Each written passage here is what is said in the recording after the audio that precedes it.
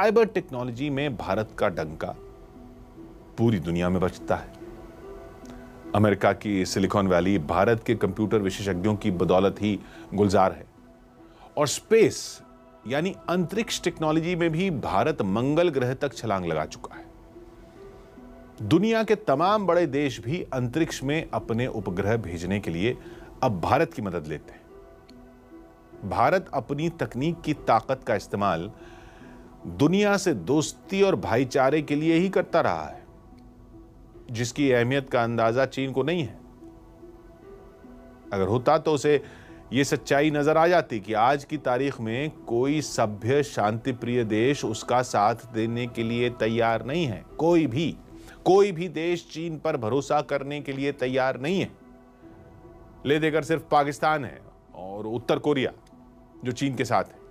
ये वो देश हैं जिन्हें दुनिया में कोई पसंद नहीं करता। नॉर्थ कोरिया पाबंदियों के शिकंजे में जकड़ा हुआ है तो पाकिस्तान पाबंदियों की दहलीज पर खड़ा है। जबकि भारत के लिए दुनिया भर के देश दोस्ती और दिल के दरवाजे खोले बैठे हैं। उन देशों को, वहां की जनता को चीन की नीयत पर विश्वास नहीं है। भारत की जनता को तो पहले से ही नहीं था। गलवान घाटी में चीन की कायरता देखने के बाद न्यूज़ 18 ने जब चीन के बारे में लोगों का सेंटिमेंट मापा तो 90% से ज्यादा लोगों ने कहा कि चीन और भरोसा कभी नहीं।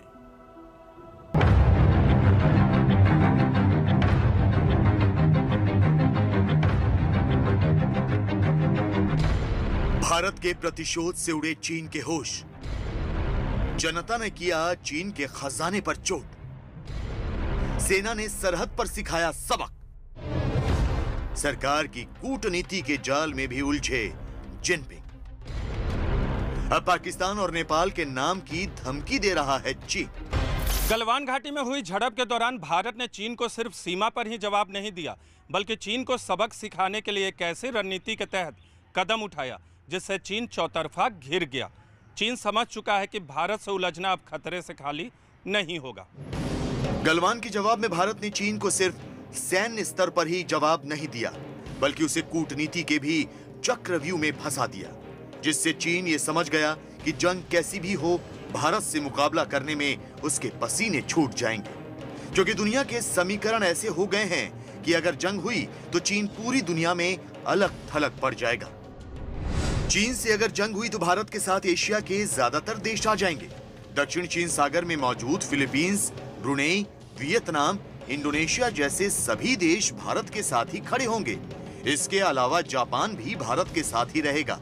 दक्षिण कोरिया के चीन के साथ जाने का सवाल ही नहीं उठता। अब अगर एशिया में चीन का साथ देने वाले देशों को गिना जाए तो उसके साथ एक तो पाकिस्तान आ सकता है और दूसरा उत्तर कोरिया।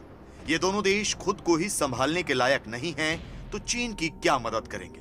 भारत और चीन के अलावा एशिया में सबसे ज्यादा महत्वपूर्ण देश है रूस। भारत और चीन का टकराव होने पर रूस का रोल बेहद अहम हो जाएगा। रूस से भारत और चीन दोनों हथियार खरीदते हैं। हाल ही में रूस ने भारत को एंटी मिसाइल सिस्टम S-400 दिया है, जबकि चीन ने भी रूस से एंटी मिसाइल सिस्टम खरीदा है। लेकिन चीन